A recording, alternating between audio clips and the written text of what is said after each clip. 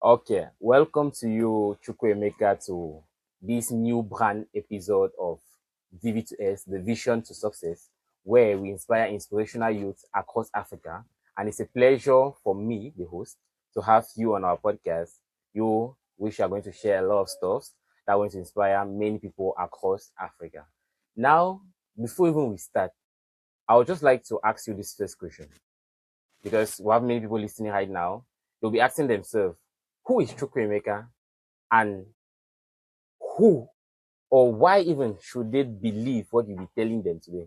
So who are you and why should the audience and even me believe what you be telling us today? Okay, so I'm Chuka. I'm a Nigerian, so basically I'm a Nigerian by nationality. I was born in Cameroon. I'm currently in Ghana. I kind of like have a bit of understanding about West Africa in general. So Yeah. why should you believe in me? I don't think it's anything special about me. Just think that you think that you think that you say today makes sense to you, then you should believe. I'm not a pastor. I'm not a president. I'm an everyday person. One thing about me that I always like to observe things. Once I think so critically, I always think a lot about different things and different aspects. So I think you think I say they make sense, then you can listen to me. But if you don't say things that make sense, then you're free to pass on. Okay. Nice to hear that about you.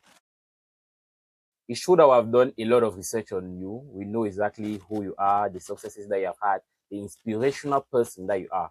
But I would like to hear in your own words, what sets you apart from the 99% of youth we have here in Africa? Okay, so I've been thinking about this for a long time now. What sets me apart from the 99% of people who are in Africa, youth in Africa? And this question kind of like points towards the fact that those who are set apart do extraordinary things, right? And that's the first thing. I don't really believe that. I don't believe I have anything that is 99% set me apart. The reason why I say so is that I'm not a, I'm a bit academically, I've had my own fair share, but I've not really done anything that is too wow. Entrepreneurship side, I've not really done anything that is too wow. I just feel like I'm a normal person, like everyday person. But I think the things that set me apart, probably one is the mindset of how I think. I always think in very big ways. I believe that even though maybe as Africa, you have to think a bit smaller, you have to think about things that are not very important, but I think really big. I also, so I won't say I have a lot of things that set me apart from the simple thing. I'm a self-motivating person. You don't have to tell me to do something before I do it. I have a lot of passion for learning. Like I love learning things that are fun. Like that's why I believe that I know a lot about science. It needs to be about history. It needs to be about economy. A lot of those. I just like to bring everything together. I love to learn in general. I want that these are things that are very extraordinary things. So my point is that I don't really think that okay anyone who does great things or is inspirational should be 99% set apart. I think that just like a very simple thing, like a self-motivating person, a person of agency. When you see something, you can go and do it without anyone really motivating you to do those things, and also a bit of discipline. You know, everybody struggles with discipline, but when you start to go for your goals or what you want, so it has to come in. And also, I also believe that over the years, my experience too of working with people, of leading different initiatives, I've also gotten to like be a kind of leader I think I want to be also, where I'm able to um, carry a group of people towards a goal. I've learned to um, manage people. This is the most difficult thing. So I've learned to manage people. But in terms of the question that you asked me, 99% of what sets me apart, I would say that the everyday things that people refuse to do, just being someone who is self-motivating, someone of high agency, someone who pursues their passion, right? Someone who doesn't allow themselves to think small but think big. I always say think beyond the environment. So that's I would say that things that set me apart, but definitely not. It's not 99% of the thing. Hello, thanks for tuning in again into this video. It means the world to my team and I, and we are so glad to see that you showed up for this video and you are going to get inspired. We just have one request for you. Please subscribe. By subscribing, you help I and my team be able to produce these amazing and inspirational videos for you every week. We will bring the best guests on our podcast to inspire you and motivate you towards your journey of success. So all what we want from you is to subscribe. Thanks. Okay, okay, I get that. That's actually something that I would like to learn a lot from you.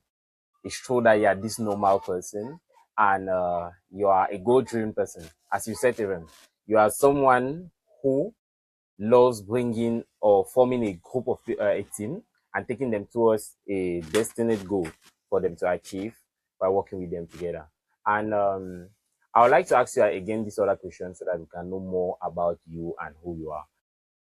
If I was to ask five people who are close to you that who is Chukwuemeka, what will all of them tell me that will kind of be the same? Like which same answer or same That's a good characteristics of question. you will they tell me? That's a good question. There's something I've moved to different countries. I've met different people. Wherever I go, I for some reason I always get lost in a part where people always say one thing. I'm very inspirational. Mhm. Like people always say that. Even yesterday, I was talking to some friends. They were like, "I want to be like you." I didn't understand, but I think that's something a lot of people say. I think when they look at the things I do, and they look at the way Mhm. I carry myself, and particular things I do, they're always like they want to they are particularly they want to be like me. They are inspired by what I do. That's something I really find interesting. So that's something I would say consistently I've heard people say.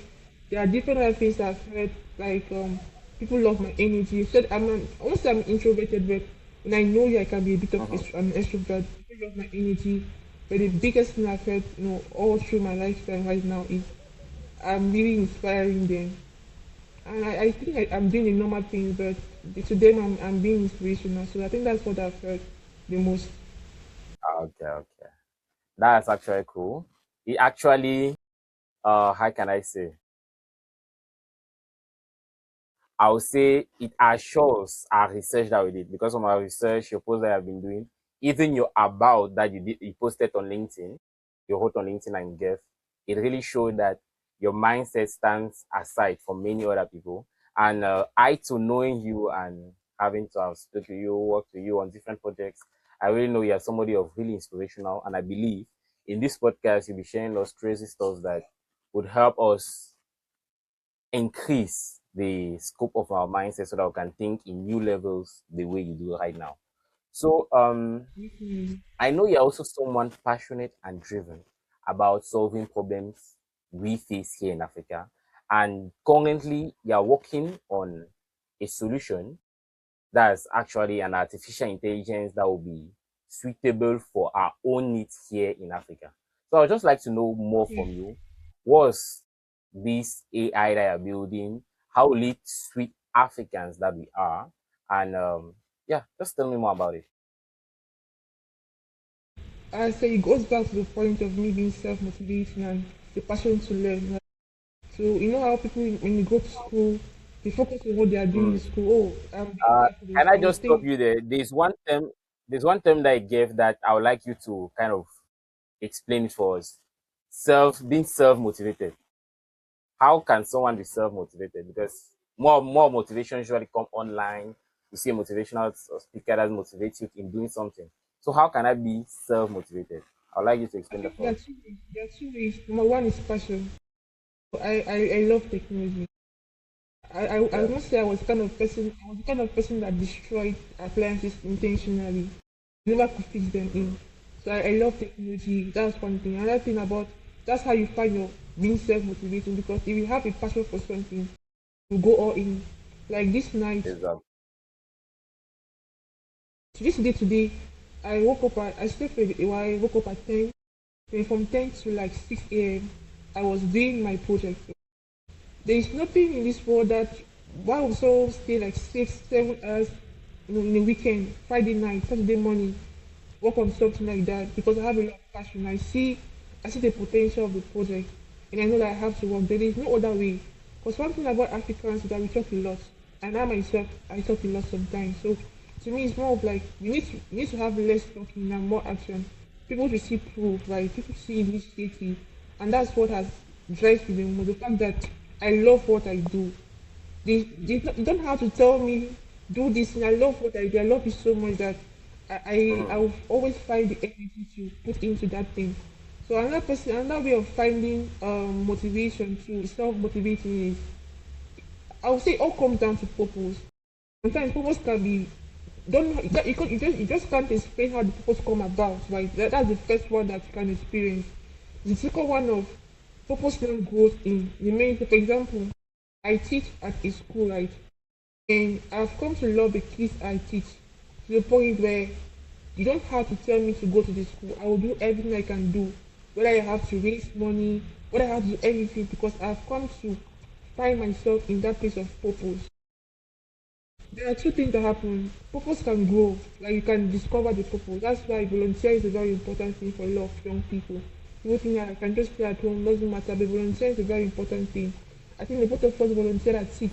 That was when I got to grow a lot. Like a lot of things happen during volunteering that people miss.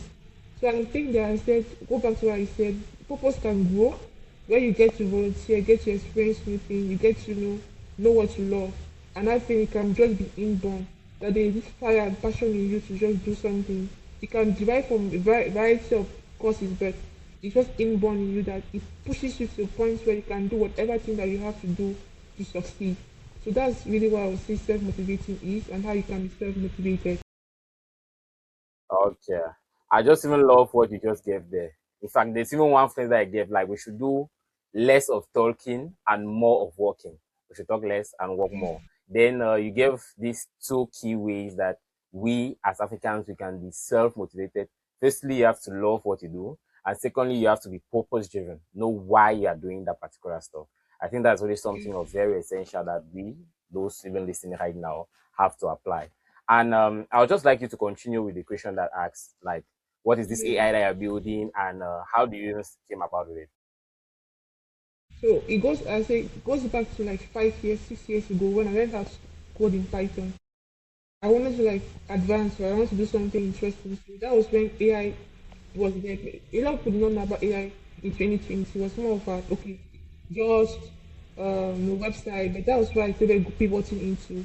So I started learning how to code. I started learning like the mathematics behind AI and everything. And I had a lot of passion for that. So over the years, it has grown to me, okay, now seeing this AI ChatGPT thing. Actually, I want to know how it works, right? So first thing first was to try and learn how it works by creating it again, by training it again. I would say I'm far from it. But what it has given me the opportunity to is to explore that space. I know where the industry is. I know where the industry is going. And I found my balance. I didn't say in my introduction, I'm a mechatronics engineering student. Apart from the love for, Yeah. and I believe that that's the next frontier of AI.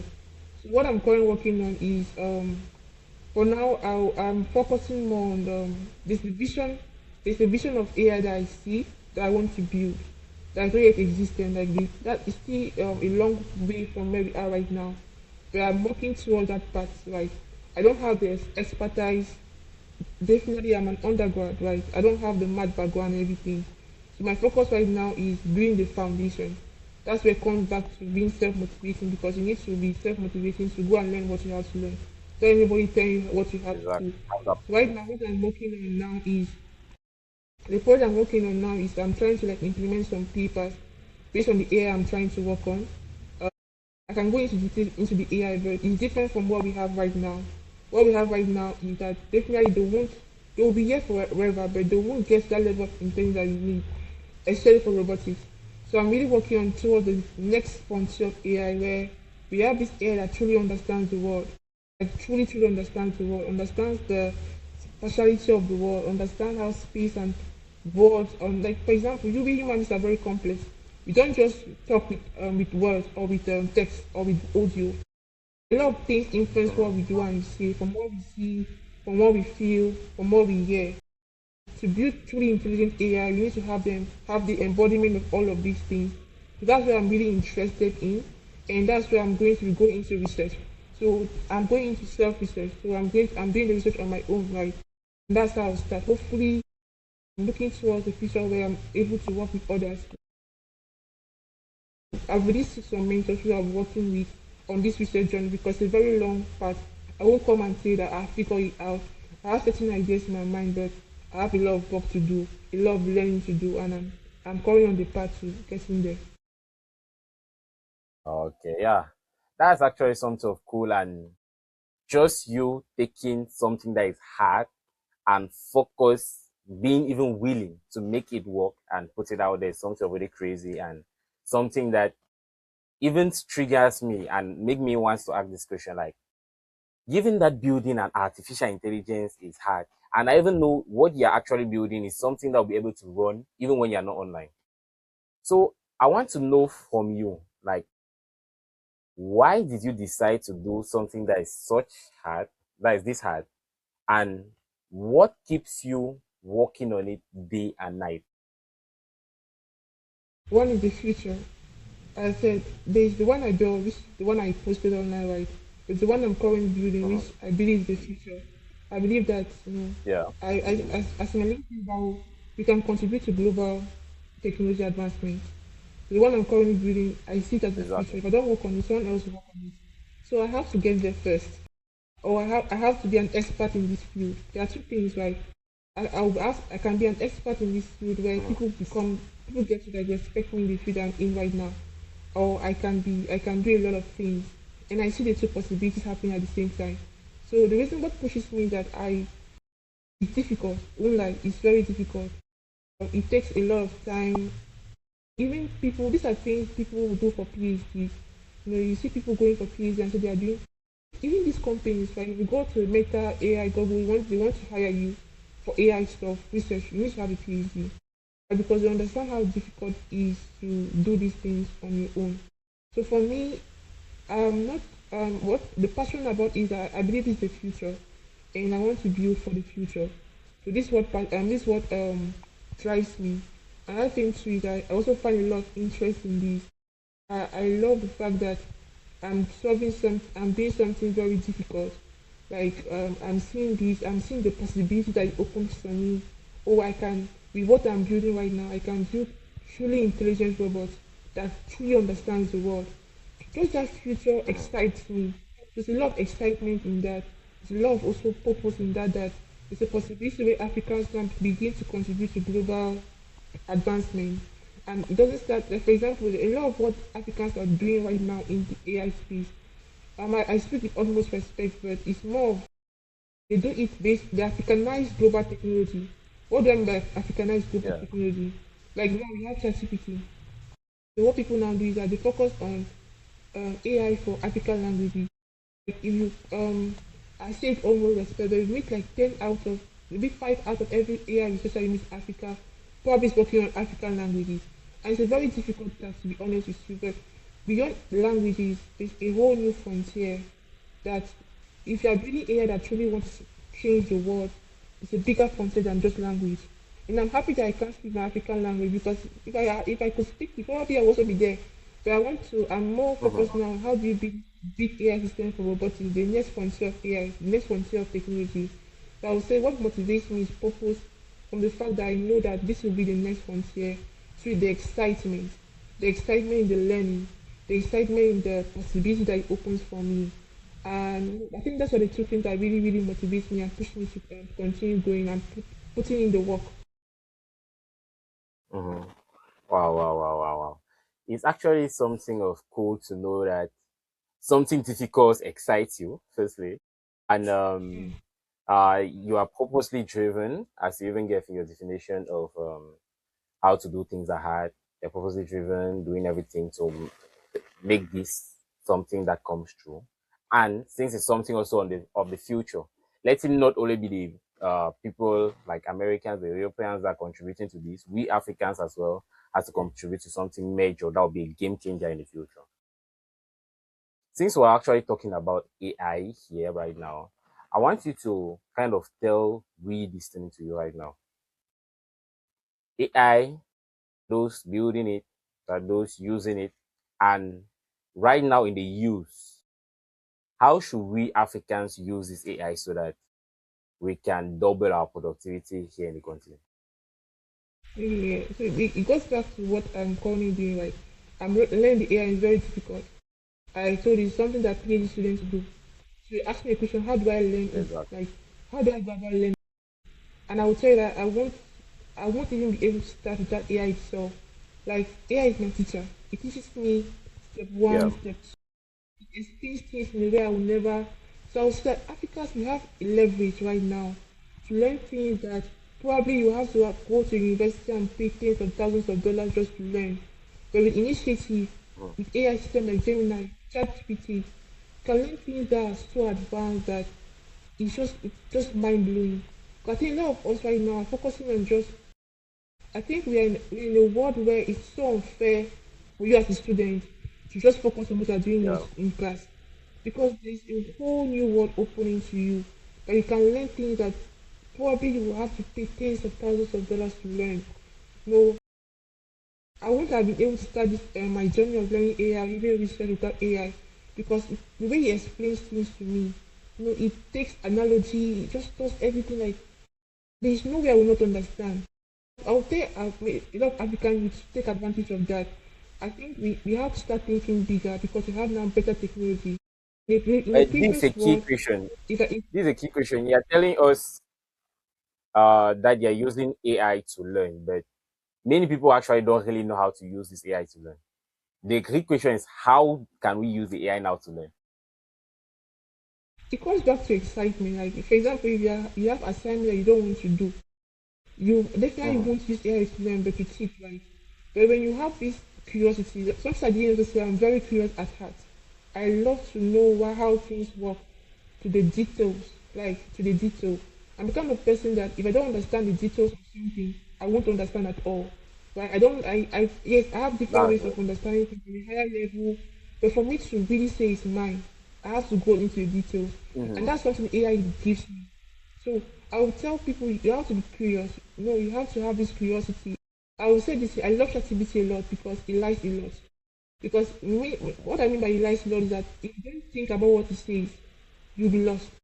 So the way he likes a lot and hallucinate a lot, so but the way I'm able to interact, with it, I'm able to catch those guys because I'm asking now deeper questions that brings out more out of it. So I see that if you want to get the most out of it, you have to be curious. Curiosity is what drives, is what will help you learn the most. If you're not curious and just take what AI gives you at face value, then you will lose a lot from using the AI. So I really encourage people to be curious. And for you to be curious, you need to love what you do. So it goes back to the part of Yeah. purpose and everything. You need to love what you do to be curious and always go into detail. I think a lot I think people should use AI now to them. It's a big leverage that people Mhm. are sleeping on. Yeah, what you're even talking about right now is something of really very essential. And I would just like you to give us kind of some practical example how we can use AI to learn. Because many of the viewers right now that are listening to this, it's true that being inspired by what you are saying, but giving them also like tactics and key questions that you ask to artificial intelligence that help you learn while using it will help them a lot. But let me just give you a current example of how many Africans use an AI. So for my case, even currently, I may have an assignment that is kind of difficult for me. I snap it, send it to the AI, tell it to solve it for me, and explain what it has solved. So it solves, explain, and then I kind of read, it understands to what he has done. So I also like to know on your own side, how do you use it both for studying, both for working on your projects? Which are the type of questions you ask to the AI? Because the questions are really essential for the type of output that you get back from it. So we would like to know what you use so that we can also apply it in our own usage of our artificial intelligence. So I have like a particular learning strategy. I learn from first principles. Mhm. So first principles require that you don't cram what you understand. First principles like you understand the intuition behind what you do. That's what I learned from. I learned through first principles.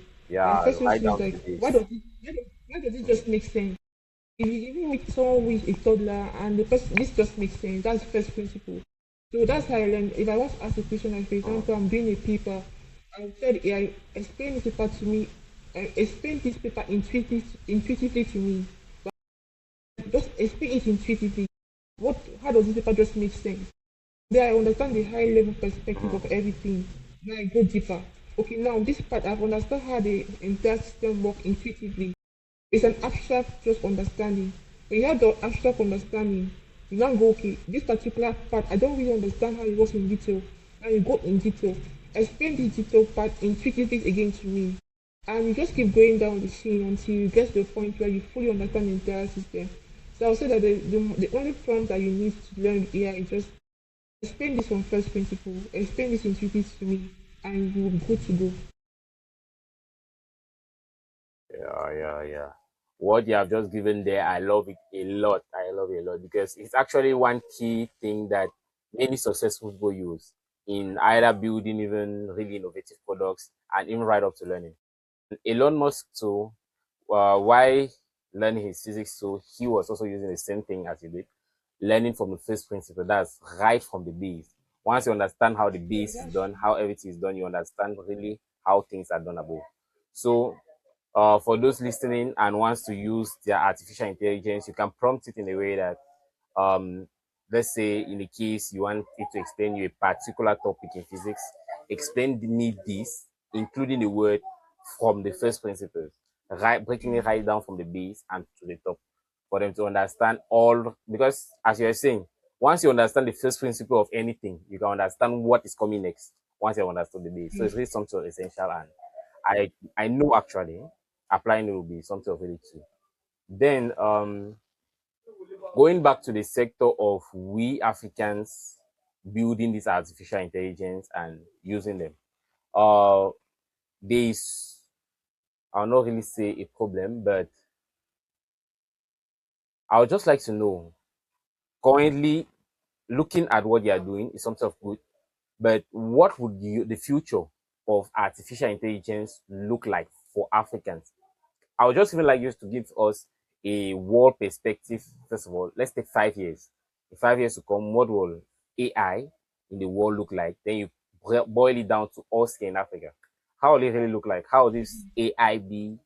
And with the robotics that's coming out right now, you're also a mechatronics engineer, studying how this to build these robots and all of that. How would AI combined with robots be in the future? So first I would say that where the world will be in 5 years and where Africa will be in 5 years will be like darkness and light. It will be start different based on the two That's where the two people are going to. So in case of the world, we are getting to a point where we have very more intelligent AI systems. You think AI is, you think ChatGPT is very smart now? Just wait till the next 5 years. You see way smarter systems that can that's solve way harder problems, that can do scientific discovery, can write, do research. We are going to have more advanced AI, and these big economies will benefit from them. We will now come back to Africa in the next 5 years. Nothing will change. Nothing will change. And that's the sad truth because number one, we lack the infrastructure. Either going into AI research, I have my potato computer to use. It limits me a lot, it slows me down, and a lot. We don't have the infrastructure, we don't have the talent, we don't have the infrastructure. Right now, even in my university that we do AI, just basic things like things that toddlers should know. This in the next 5 years, I think there will be a huge contrast between how the world is and where AI is in Africa. And that's why I see that there's a future where people will be high demand because people will be like asking questions, what's Africa doing? What's Africa doing? Africa is nowhere to be found. And even in the next 5 years, maybe some countries like Rwanda and other people, like just few countries or few startups are doing a lot of amazing things. But as a continent as a whole, we'll be lost. And we'll come to the point next 10 years when now we have people who are probably in America who are now doing the high level jobs, probably creating those technologies, working along that technology. And we here will be like, we'll continue to.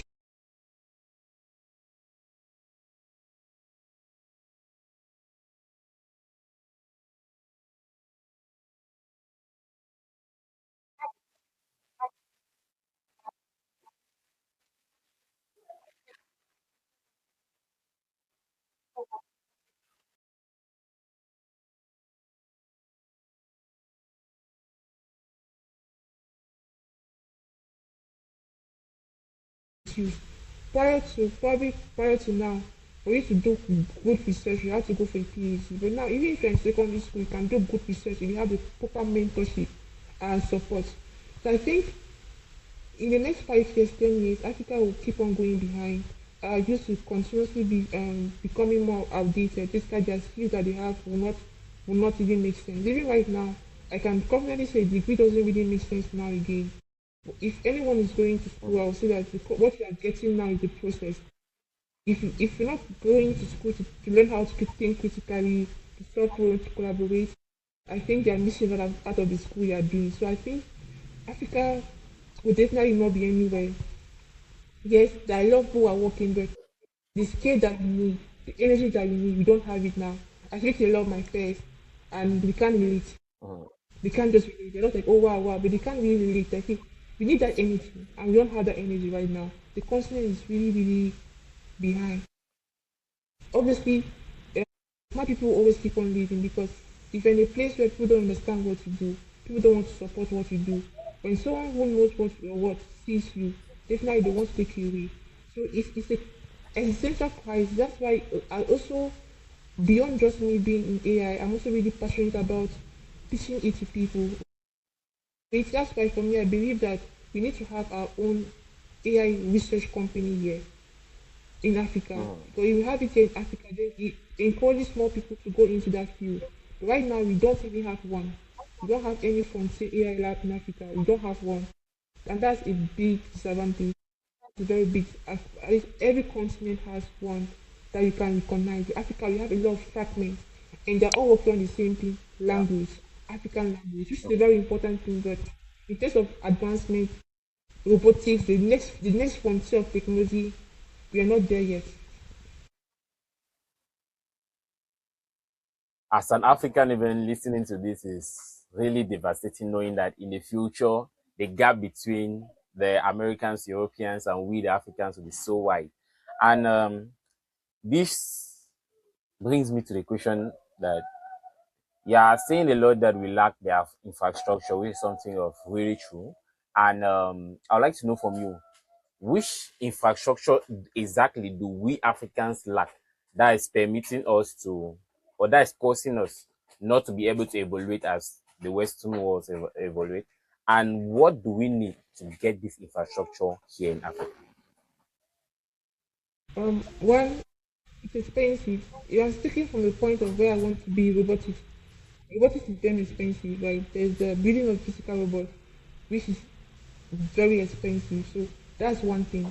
Now, in terms of the AI part, is what we use GPUs to train our AI. Right? GPUs are what we use and train the AI. Hopefully, like people like me right now, I can go and maybe pay subscription to Google Collab to access the GPUs. But if you want to do real frontier Yeah. work, you need to have it in bulk.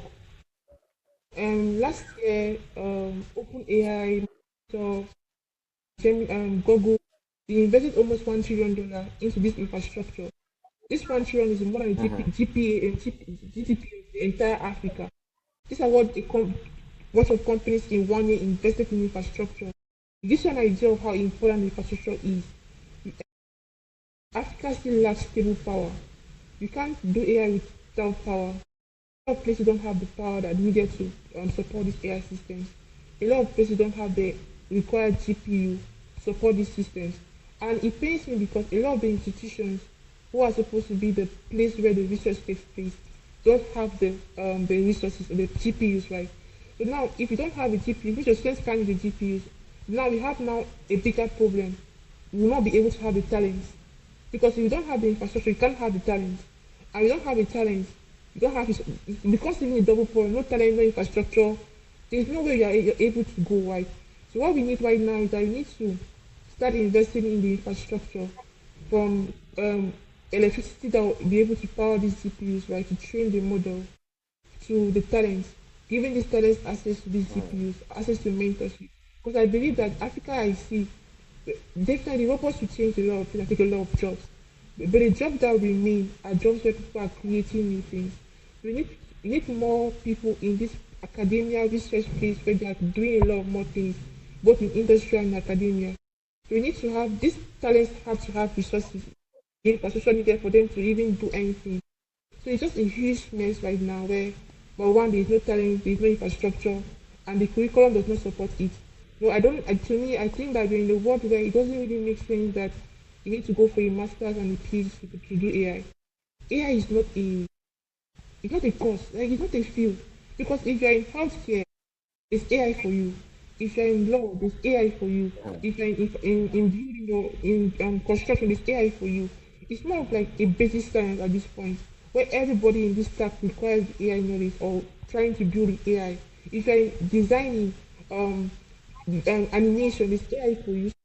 It's, I think the best way to just describe AI at this point is the basic science.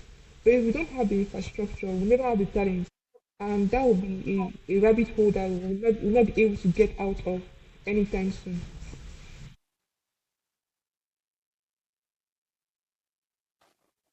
I think that's something that we really, as Africans, have to work on. In firstly, getting the infrastructure so that, in fact, in the years to come, even though the gap should be wide, let it not be too wide. Let's try our best to look on how to get this infrastructure right from the electricity, as you were saying, the GPUs, and even the servers. But there's one thing that I would like to know about the infrastructure. I know electricity right now is a big problem here in Africa, and probably that can be solved if we have serious leaders.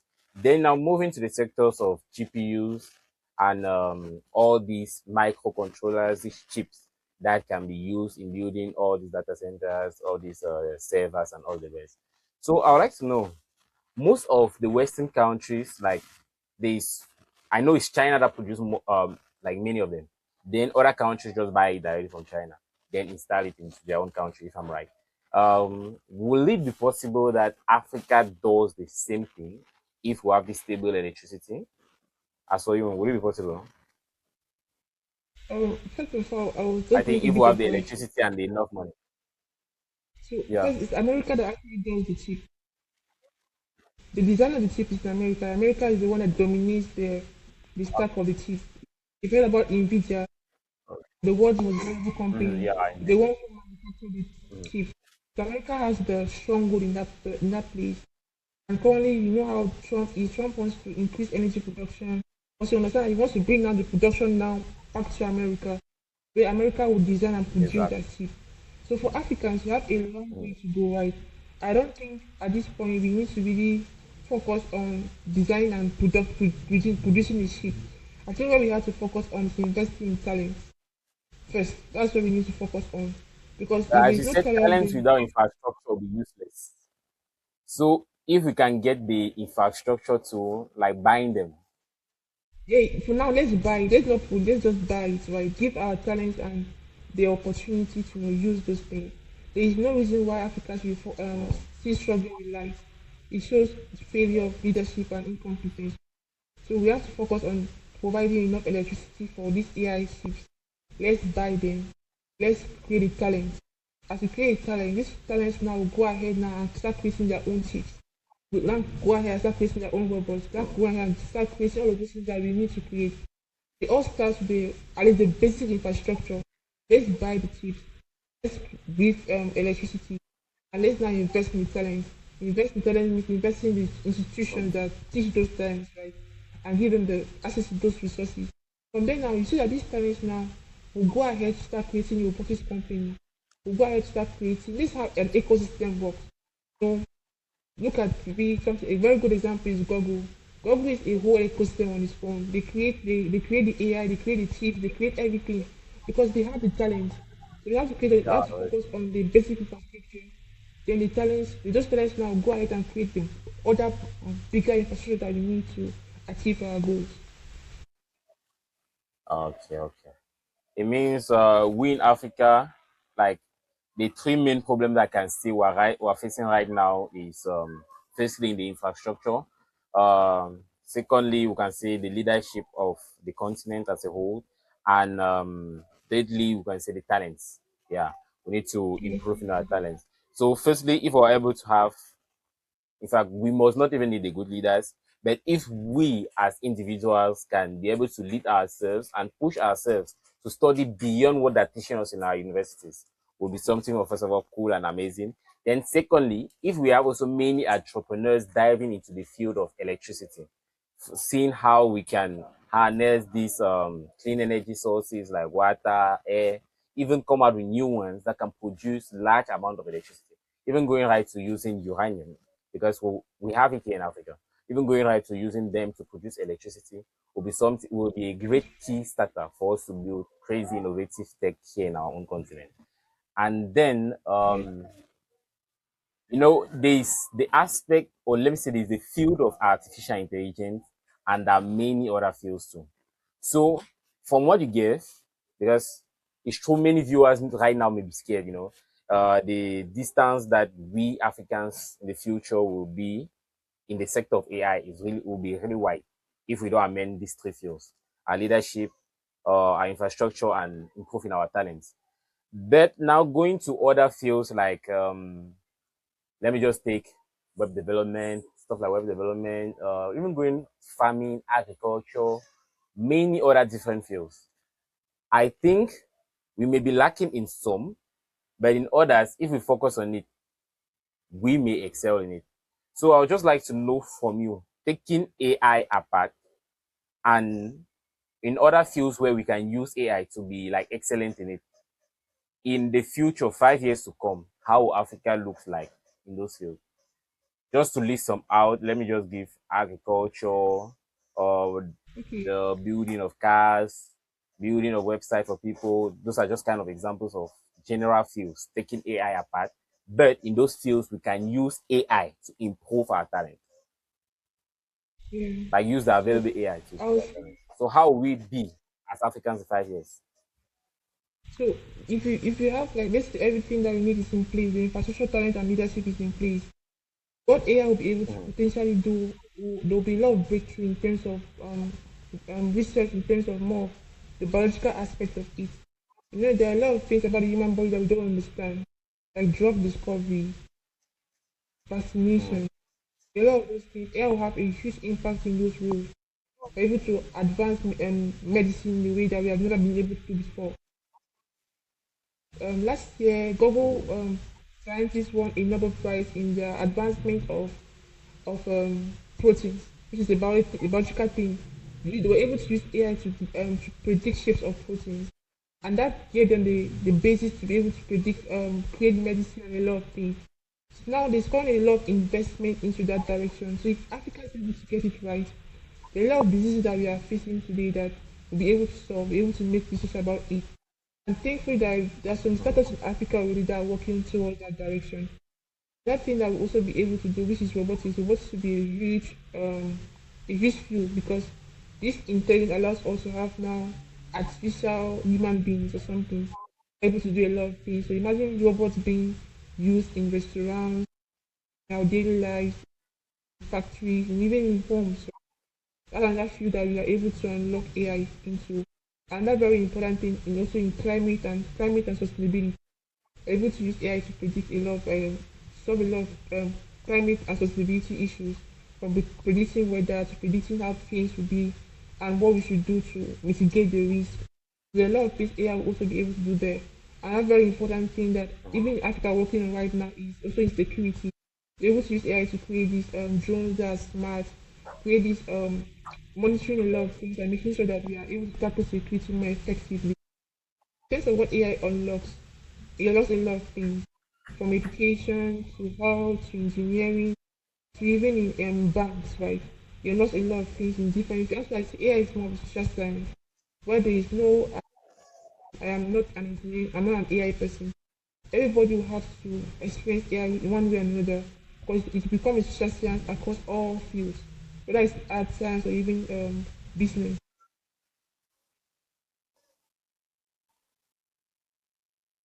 Okay. As we're even discussing on all of this, how Africa is going to look in the future, it's kind of pushing many people's mind now into the direction that, okay, to really build a good and an Africa that will be like better than what we're currently in, we need to actually be these entrepreneurs that will bring solutions to the different problems we are currently facing. And many people would just like to know, how can they find different problems in their community? Because I know you two, you are working even on many solutions to different problems that we face here in Africa. So they'll just like to know how to find these key problems, how to come out with the solution, how to, when you find a problem, what next, how come out with the solution, then how to build a realistic product that when they put it in the market, it will obviously sell and help these different Africans. So we want to be the entrepreneurs, want to solve these different problems, but how do we first of all find them? So entrepreneurship is very important because for you to fund AI, you need to be able to make money. So in terms of the AI part of things, I would say that first thing is that you need to understand the environment. America and Africa are two different worlds apart. You don't face exactly the same problem that we face. Our terrains are always very rough. For example, you can't just a self-driving car will not work well in Africa because there are not good rules and everything. So if you're building across that space, you need to understand the reality in Africa. So AI opens a lot of opportunity. The surface of AI where you see a lot of AI startups who are creating. For example, I'm working on a current venture where we are trying to create Duolingo for Africa, but it's a Duolingo that is personalized to user. Basically, you get your goal, and using AI, able to create a tailored curriculum to the person, and also you're able to use AI to help you teach and help you speak the language, right?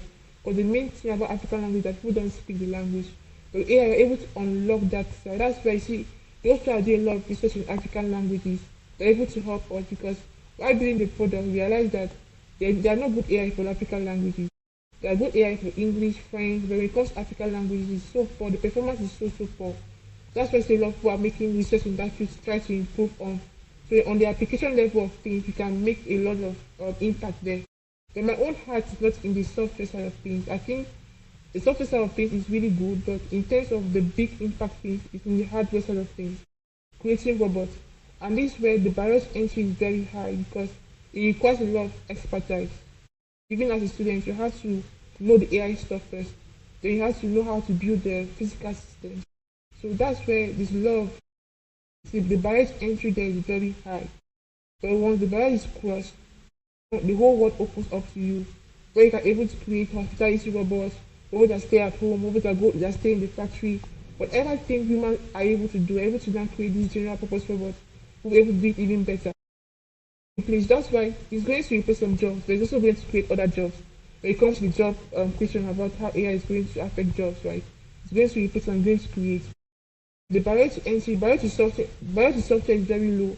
You can just enter right now, go to the big Google AI Studio or whatever AI and build an AI app. When it comes to the hardware, it requires more expertise that many people do not have. And that's where I personally I want to venture into. So right now I'm building the foundation, I'm getting the knowledge. I have some ideas that I want to work on based on the hardware startup. So I believe that we have to have hardware startups who are able to do combine both the software and the hardware into one. Africa has just I don't think Africa has up to 10 of them. But we go to maybe San Francisco in America, maybe in 1 kilometer radius you can find maybe 20 of them. So we need to have more of them in Africa. That's where I want to focus on. There is a big opportunity in the software side, but for me, my own goal is to work on the hardware side of things, and I believe there's a lot of opportunity there that we can explore. But my current stage right now is I'm focusing on the intelligence of those hardware because I can't just do the hardware. It will be a soul without the body. The body becomes useless. But when I have the AI, the intelligence ready, I can even simulate it on my computer, simulate how it's going to work. Once that intelligence is okay, I can now bring into the real life and bring an actual robot. That's actually the simplest part of the entire work. Because a lot of people who are getting into robotics are thinking that, oh, robotics is all about building. But people don't realize that the main work about, especially robotics for AI, is in the software side of things, the AI part of things. Once you get that right, you can get the hardware easily right because there are a lot of resources out there for you just to copy. But you can't copy intelligence. And what we have today is not that smart. So we need something new in the market. That's my current focus right now is I'm still learning about the field, learning about the possibilities, and I hope I'm praying next before the year ends, I'll start something.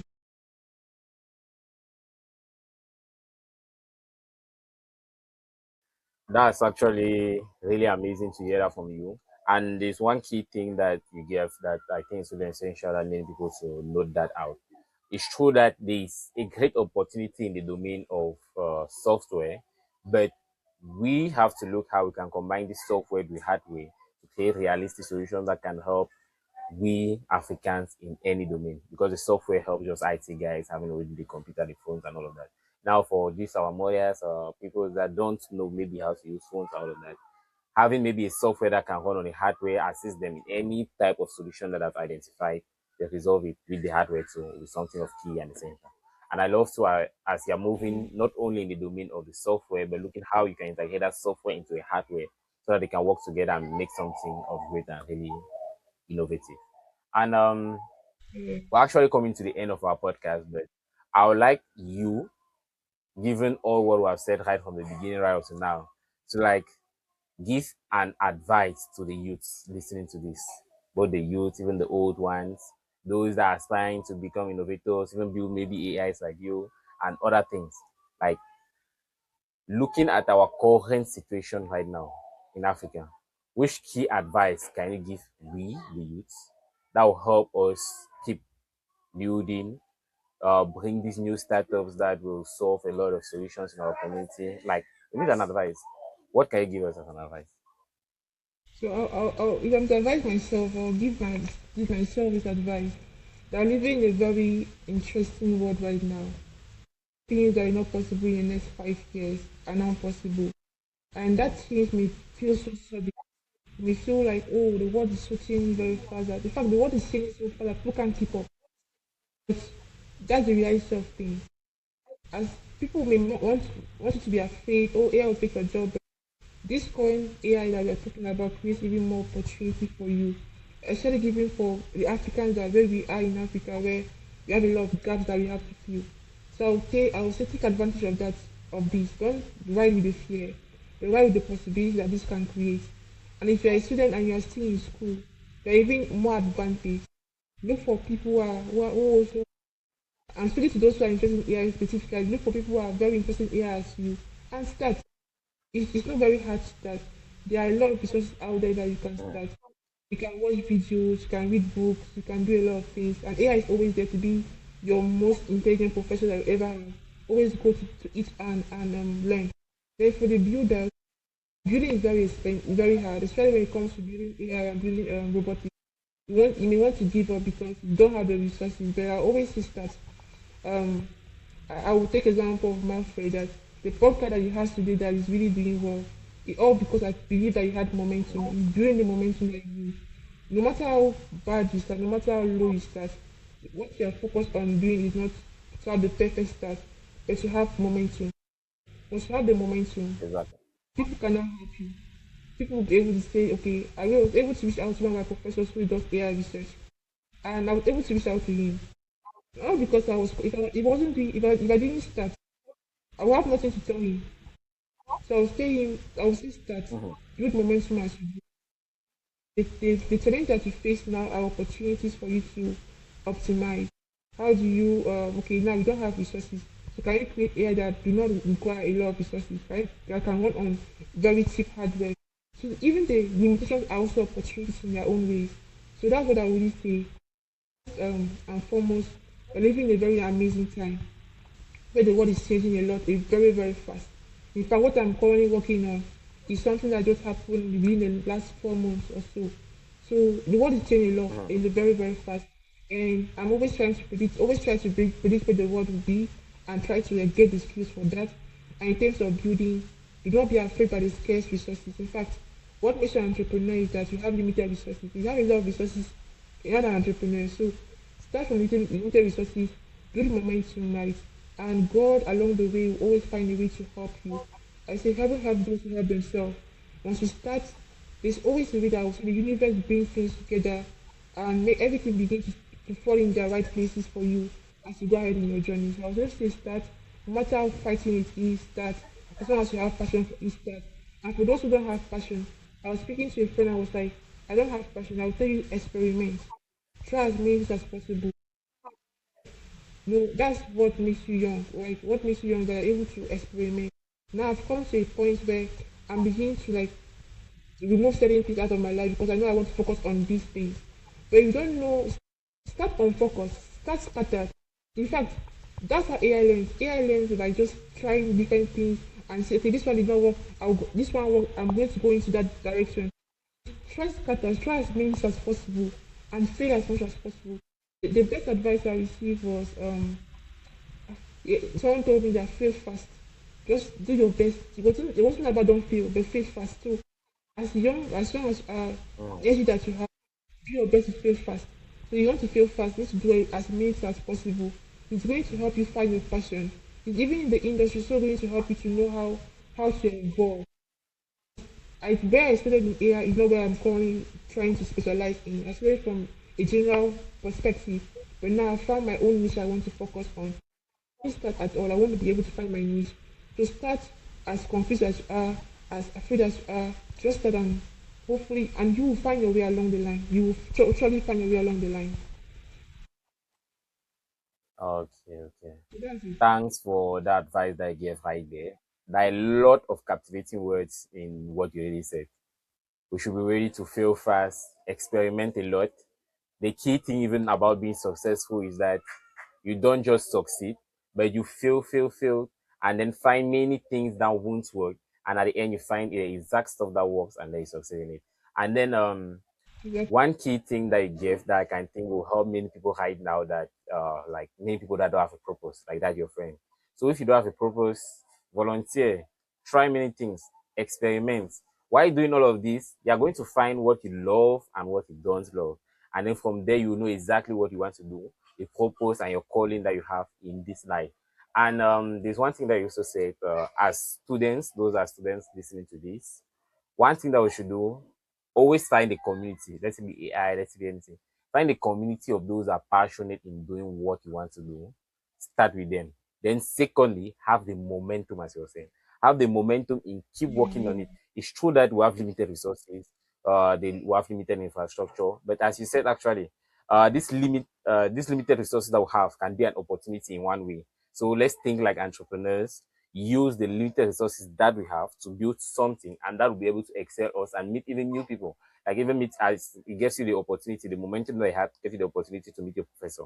So starting at a lower level with what you have, having that momentum and keep going would help you have more other opportunities in the future ahead. And one last thing that I would like our audience to know, and those listening right now, is that it's actually a harsh truth, but it will always be hard. But firstly, as Emeka said, you have to do what you love, be excited about it, and have that momentum. Keep going, keep working. As you keep working on it, obviously, you're going to reach the end of the tunnel. You'll meet more other opportunities to excel in what you are doing and build crazy and innovative solutions that will help a lot of us here in Africa. So, with this, I want to tell you, Emeka, thank you. Thank you for this Thank you so wonderful much. session. Thank you for uh, enlightening us and opening our minds on many different aspects. Let's be in AI, let's be in different fields here in Africa, and how we can excel in it using our resources that we have currently. So, thank you for all of this, and hopefully, we may be even having another podcast